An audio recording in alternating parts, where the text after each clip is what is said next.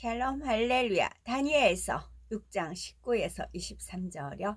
이튿날에 왕이 새벽에 일어나 급히 사자 굴로 가서 다니엘이 든 굴에 가까이 이르러서 슬피 소리 질러 다니엘에게 묻되, 살아 계시는 하나님의 종 다니엘아, 네가 항상 섬기는 네 하나님이 사자들에게서 능히 너를 구원하셨느냐 하니라.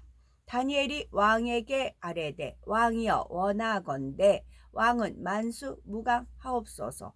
나의 하나님이 이미 그의 천사를 보내어 사자들의 입을 봉하셨으므로 사자들이 나를 상해하지 못하여 싸우니, 이는 나의 무죄함이 그 앞에 명백함이오며, 또 왕이여 나는 왕에게도 해를 끼치지 아니하였나이다 하니라.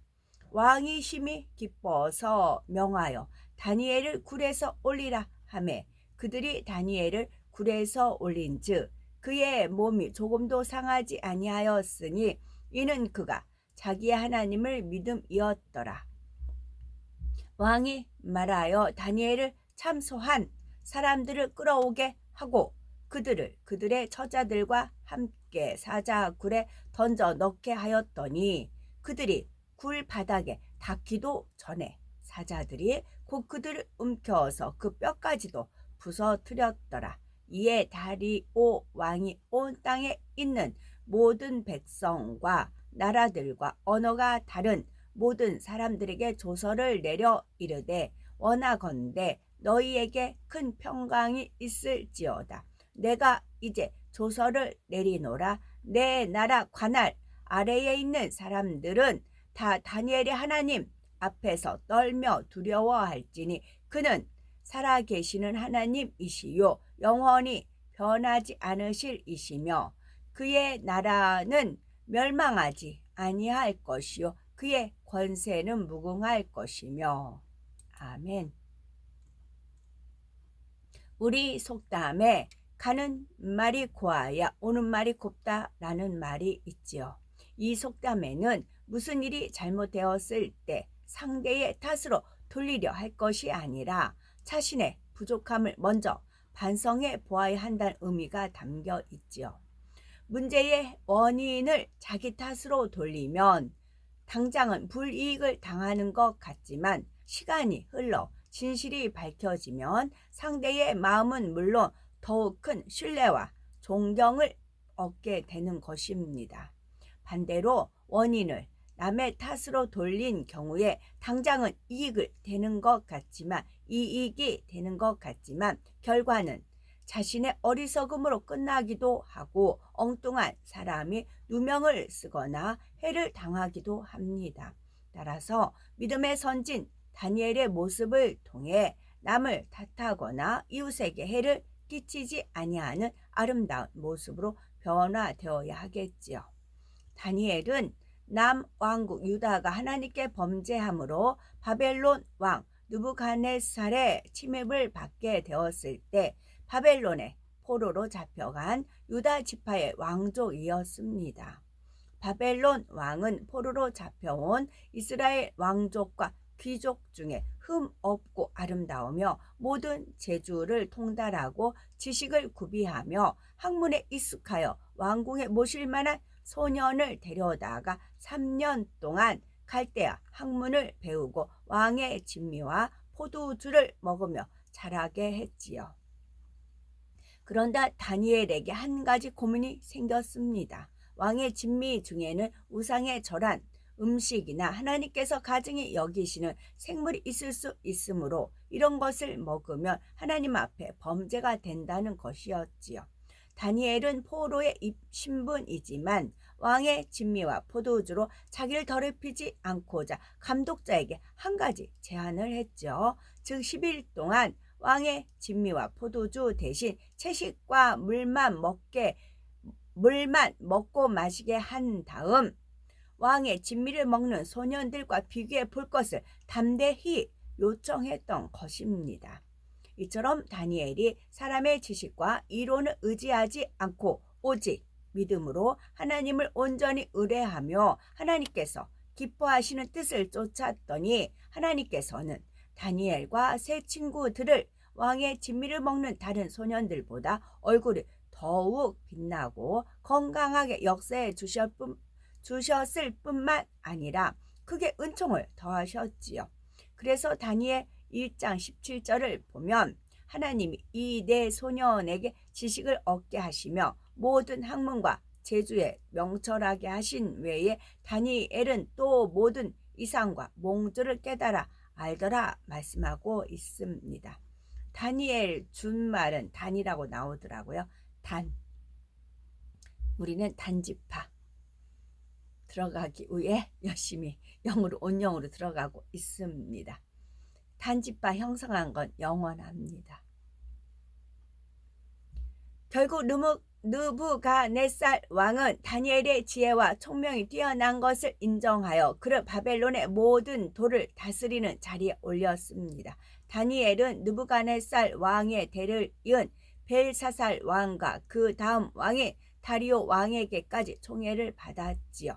다리오 왕은 다니엘의 마음이 민첩함을 인정하여 바벨론의 세 총리 중 수석 총리로 세워 전국을 다스리게 하고자 했지요. 총리들과 방백들은 이를 시기하여 국사에 대해 다니엘을 고소할 틈을 찾고자 했지만 아무 허물을 발견하지 못했죠. 이에 다니엘을 시기한 총리와 방백과 관원들은 왕을 위하는 것처럼 계략을 꾸며 왕에게 유리한 한 가지 금령을 정할 것을 요구합니다. 바로 30일 동안 누구든지 왕 외의 어느 신에게나 사람에게 무엇을 구하면 사자굴에 던져 넣기로 한 것입니다. 그들은 다니엘이 하루에 3차례씩 예루살렘을 향해 창문을 열어놓고 하나님께 기도하는 것을 알고 있었기에 이것을 통해 고소할 틈을 만들고자 했지요.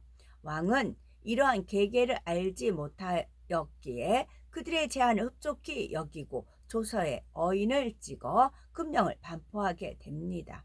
그러나 다니엘은 어인이 찍힌 것을 알고도 금령을 조금도 두려워하지 않고 예루살렘을 향해 열린 창에서 하루에 3번씩 기도하며 하나님께 감사하였죠. 다니엘을 시기한 무리들은 이러한 사실을 왕에게 고했고 그제서야 왕은 금령이 다니엘을 죽이기 위한 모략임을 깨닫게 되죠. 하지만 이미 금령이 반포되었으니 왕의 입장에서도 번복할 수 없는 상황이 되고 말았습니다. 왕은 심히 근심하여 다니엘을 구하고자 하는 마음을 쓰며 힘을 다했지만 계략을 꾸민 무리들이 왕에게 나와 법대로 행할 것을 재촉함으로 결국 다니엘은 사자굴에 던져지고 말았죠. 이처럼 억울한 죽음을 앞둔 다니엘은 자신이 왕의 신임을 크게 받고 있으니 당당하게 항변할 수도 있었지만 결코 사람의 방법을 동원하지 않았습니다. 한번 믿은 하나님을 변함없이 천폭적으로 의지하며 죽음 앞에서도 초연하게 정도를 걸었지요. 왕의 신임을 잃을까 하여 비굴하게 행동하지도 않았고 생명과 명예와 권세를 잃는다 할지라도 하나님을 섬기는 일에 있어 조금도 세상과 타협하지 아니하였던 것입니다. 뿐만 아니라 다니엘은 무고한 자신을 사자굴에 던져 넣은 왕에게 조금도 서운한 감정을 갖지 않았고 자기를 모함한 무리들을 향해서도 원망하지 않았지요. 다만 하나님의 뜻에만 맡기는 선한 모습을 볼 수 있죠. 평소에 다니엘을 총애하던 왕은 다니엘을 사자굴에 던져 넣은 후 밤이 다하도록 금식하며 기약을 그치고 침수를 패한 채 안타까워했습니다. 그래서 이튿날 새벽이 되자 급히 사자굴로 달려가서 사실은 하나님의 종 다니엘아, 너희 항상 섬기는 네 하나님이 사자에게서 너를 구원하시게 능하셨느냐 하며 슬피 소리쳐 물었습니다. 그런데 이게 웬일입니까? 놀랍게도 사자굴 속에서 다니엘의 생생한 음성이 들려오는 것입니다. 다니엘 6장 21, 22절. 다니엘이 왕에게 고하되 왕이여 원컨대 왕은 만세의 수를 하옵소서. 나의 하나님이 이미 그 천사를 보내어 사자들의 입을 봉하셨으므로 사자들이 나를 상해치 아니하였사오니 이는 나의 무죄함이 그 앞에 명백함이오며 또 왕이여 나는 왕의 앞에도 해를 끼치지 아니하였나이다 말씀하고 있습니다. 다니엘은 죽음으로부터 벗어나는 긴장된 순간에도 왕을 대하여 왕은 만세의 수를 하옵소서 하는 축복의 기원으로 경의를 표하지요. 인간적인 생각을 동원한다면 무고한 자신을 사자굴에 던져 넣은 왕을 탓하거나 따지는 것이 옳은 것처럼 생각될 수도 있지만 마음에 악이 없는 사람은 어떤 상황에서도 악이 나오지 않는 것을 볼 수 있습니다. 마음이 선한 사람은 설령 윗사람의 실수로 커다란 해를 당할 뻔했다가 구사일생으로 살아났다 해도 윗사람을 민망하게 하는 말은 결코 하지 않습니다. 오히려 윗사람의 입장에서 그럴 수밖에 없는 안타까움을 이해하며 윗사람이 조금도 민망하지 않게 배려하는 것을 볼 수 있지요. 윗사람의 입장에서는 그렇지 않아도 무한하여 쥐구멍이라도 들어가고 싶은 심정일 터인데 아랫사람이 대놓고 자기의 무죄함을 강하게 말함으로 윗사람의 실수를 드러내는 것은 악한 마음인 것입니다.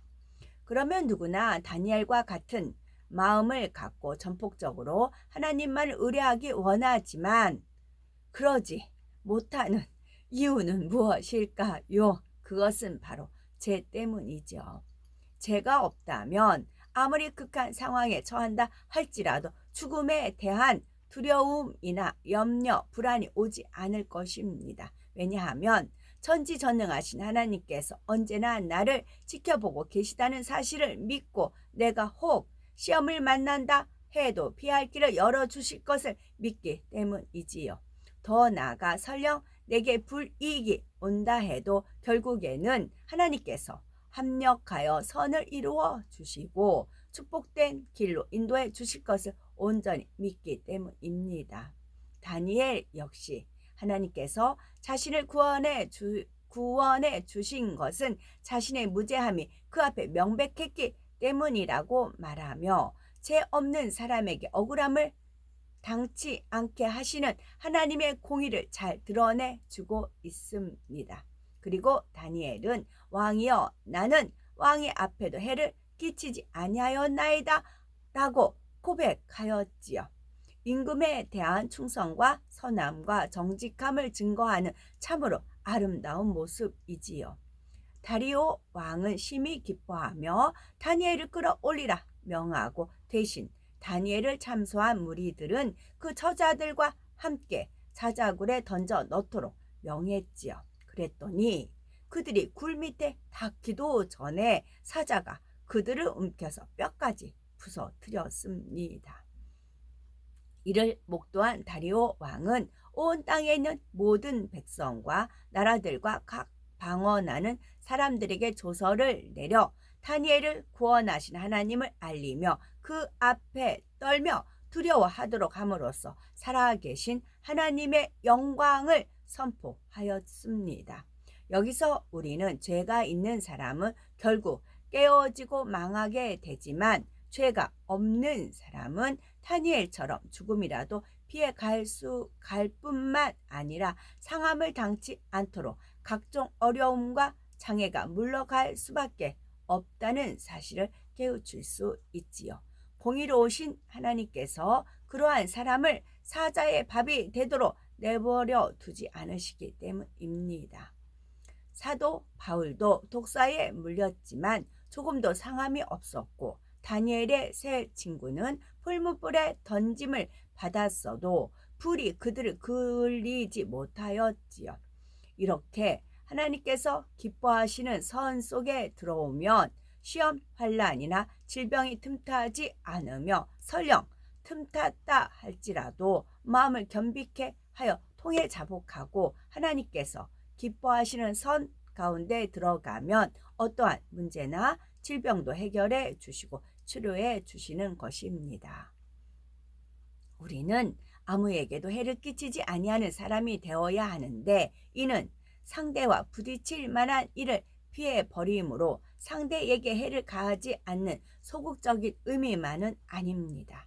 다니엘이 이러한 소극적인 선에 머물러 있었다면 어찌 하나님의 지극한 사랑을 받을 수 있었겠는지요. 다니엘이 인간적인 생각을 동원했다면 30일 동안만 기도를 쉴 수도 있었을 것이고 기도를 하더라도 사람들이 알지 못하도록 창문을 닫고 부르짖어 기도하지 않으면 얼마든지 그냥 넘어갈 수도 있었을 것입니다.